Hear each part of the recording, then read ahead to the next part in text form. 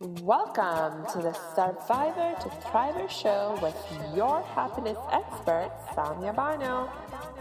Are you a survivor of abuse or other trauma? Are you tired of feeling stuck, silent, and stressed all the time?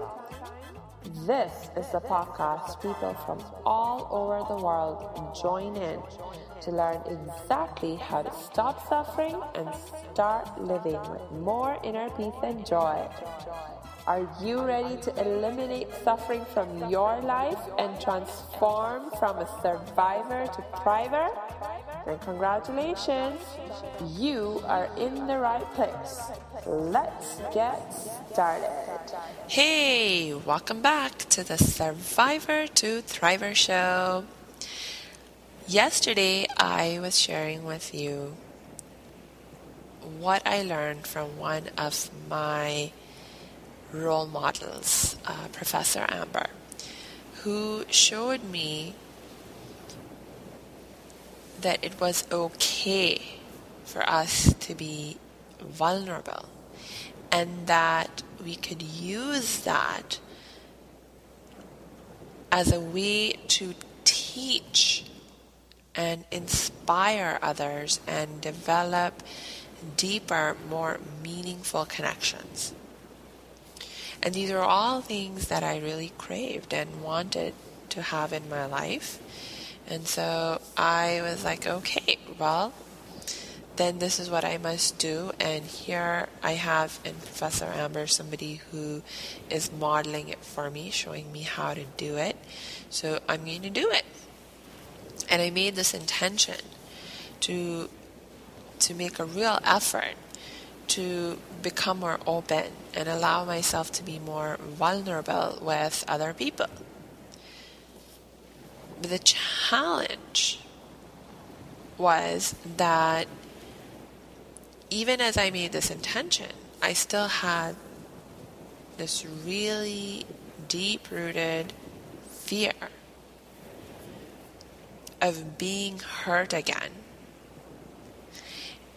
which slowed down my progress, which slowed me down in being able to fully act on this intention. Right? Because remember, in the aftermath of my surviving the child sexual abuse,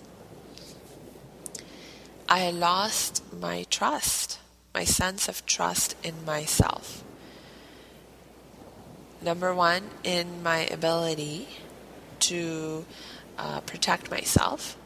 Well, that was getting better. I was definitely becoming more empowered and more confident in my ability to protect myself, especially at a physical level after going through the self-defense class. You know, that was one of those big benefits of going through the self-defense class is that I definitely increased in my sense of empowerment and confidence in being able to take care of myself at a physical level. But I still was very shaky in my sense of trust when it came to my ability to correctly evaluate and read people's thoughts and feelings and intentions towards me. Because what happened was that it was sort of, it had become kind of like this pattern of self-fulfilling prophecies, right, in my life. Because in the aftermath of surviving the abuse, I lost my sense of trust in my ability to accurately evaluate people's thoughts and intentions towards me. And so I shut myself off, right? And I enveloped myself in that silence and erected those strong walls to keep everyone else out. And as a result of that, I sort of lost practice in dealing with people and being around people and accurately evaluating them and so forth. So over time, I actually became weaker in my ability to be able to read people and evaluate their thoughts and intentions. And so now, as I was starting to break down my walls and step out of my silence, and I was starting to interact with more people, and I started to, you know, it's just a natural part of the process when you're relating with people. We are going to have to, you know, read them and make assumptions about you know, what they're thinking and feeling. And I would so often have this experience of completely misreading someone and being surprised when they reacted in a certain way, because I totally didn't see it coming, because I had just made completely different assumptions about what they were thinking and feeling and wanting, right? And so the more that and every time that I had this experience of being wrong, of being taken by surprise by somebody's reaction, I was like, okay, see, this is proof. This is proof that I'm really bad at this, that I don't know how to accurately read people and evaluate their thoughts and feelings and intentions.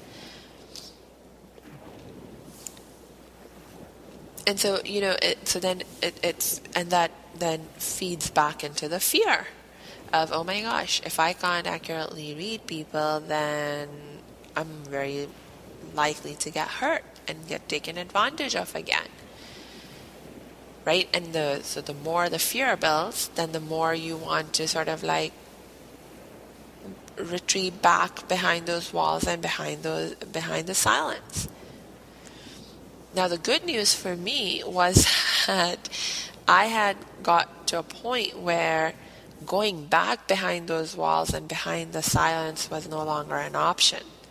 Because as afraid as I was of being hurt again, there was another desire that had become even stronger for me than the fear.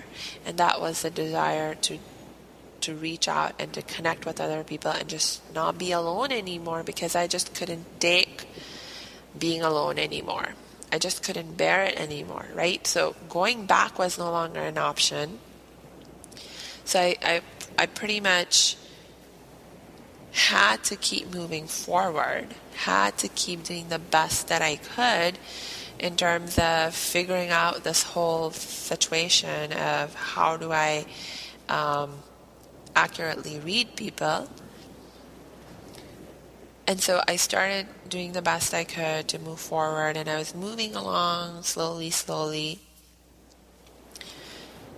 And then here's the other great thing that happened, is that because I was like, okay, you know what, one of the reasons that I had been motivated to pursue the study of psychology, you know, was that I really didn't understand people. And I saw psychology as a field that, you know, studied people and studied people's thoughts and behaviors and motivations.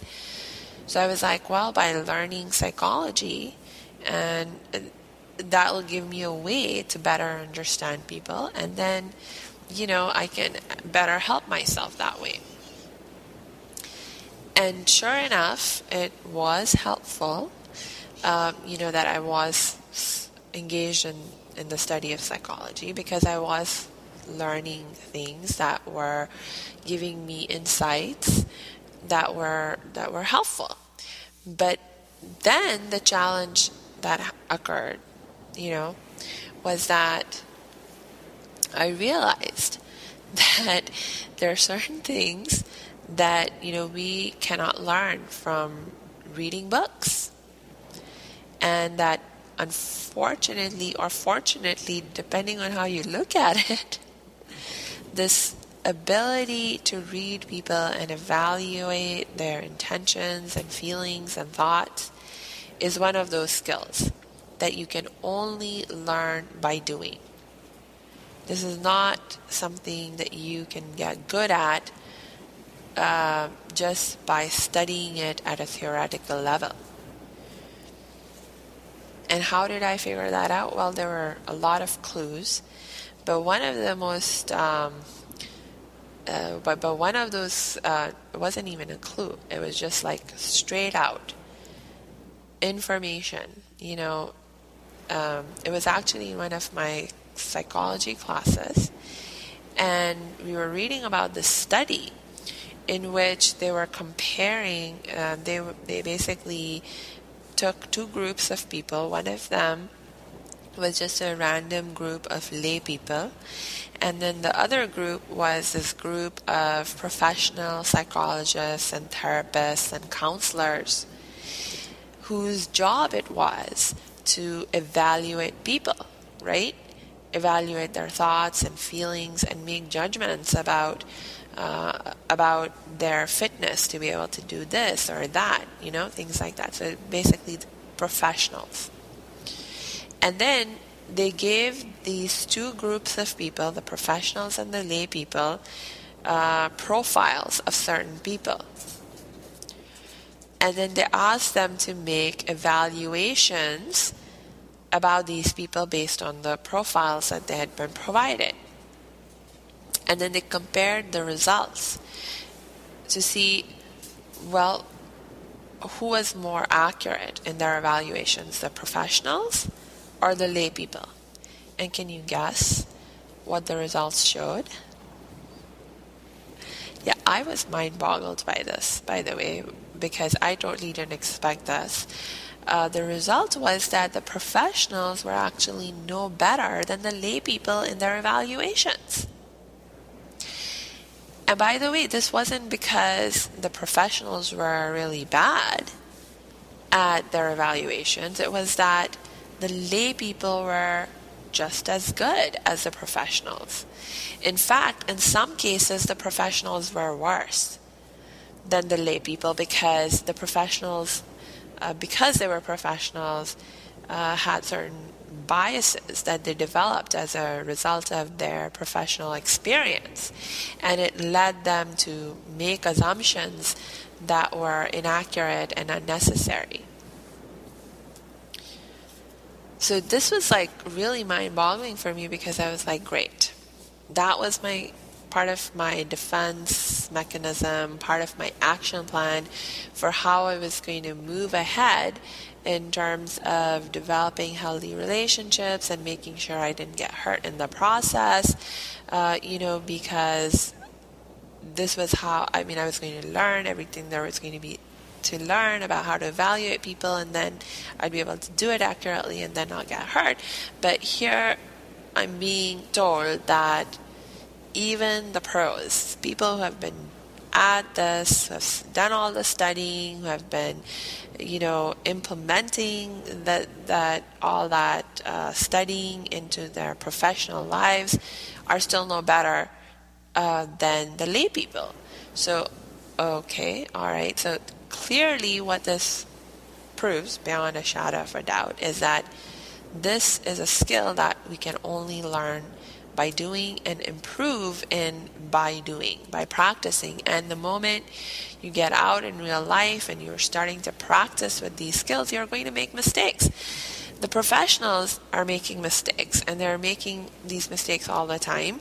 So, it's unrealistic for me to think that I'm not going to make mistakes, right? And so when I'm going to make mistakes, there are going to be consequences to deal with of those mistakes. So it's like, okay, so on the one hand, there's this fear of being hurt again, but on the other hand, there's this need to connect with other people. And so now you're in this situation where, okay, you're just going to have to act despite the fear. You are going to have to act in spite of the fear, act through the fear, whatever. But the fear is not exactly going to go away. It's not going to just magically disappear. It's going to stay, and you still have to act. Okay, so, all right. So, moment of acceptance, right? That this is just how it is, and this is what we're going to have to deal with. So then the next question that emerges, or the challenge that emerges, is, okay, well, so then how do I act? despite the fear? How do I act in the face of the fear? What can I do to help myself move forward in the face of this fear? Because otherwise, like, it wasn't that I wasn't acting entirely, but it was like so slow. I was like literally crawling at snail's pace, and I was like, this pace needs to get picked up. So what can I do to help myself learn how to act in the face of my fears?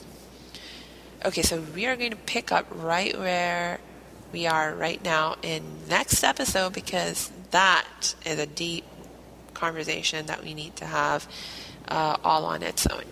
So I will see you tomorrow, and in the meanwhile, I want to remind you, as always, to connect with me by going to my website at www.academyofthriving.com. And until then, I wish you lots of peace and joy.